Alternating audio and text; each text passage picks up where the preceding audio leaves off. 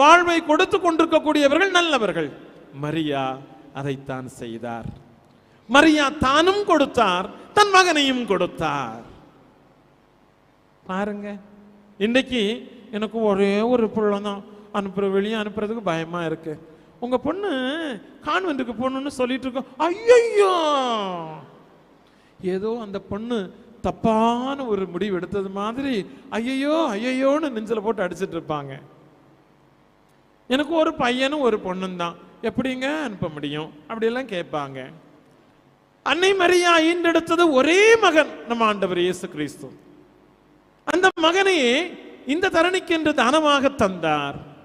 சும்மா கொடுக்கவில்லை, பலியாக கொடுத்தார். அந்த மகன் பலியாவார் என்று அந்த குழந்தையை கரமேந்தி இருந்த பொழுது சிமியனுடைய இறைவாக்கை அப்பொழுதே கேட்டார், அதை உள்ளத்தில் வைத்து தியானித்தார். எனவே பின்வாங்கவில்லை, மாறாக அதற்கொப்ப இயேசுவை உருவாக்கி வளர்த்தெடுத்து உவந்தளித்தாள். மரியா தான் நல்லவராக இருக்க வேண்டும் என்று மட்டுமல்ல, தன் மகனும் இந்த தரணிக்கு தன்னை கொடுக்க வேண்டும், அதற்கு ஏற்ப அவரை வளர்த்தார், உருவாக்கினார். இனியவர்களே, என்ன சொல்வீங்க? 3 வார்த்தை, 3 எழுத்து சொன்னனே, என்ன வார்த்தை, என்ன எழுத்து? பிள்ளைங்க சத்தமா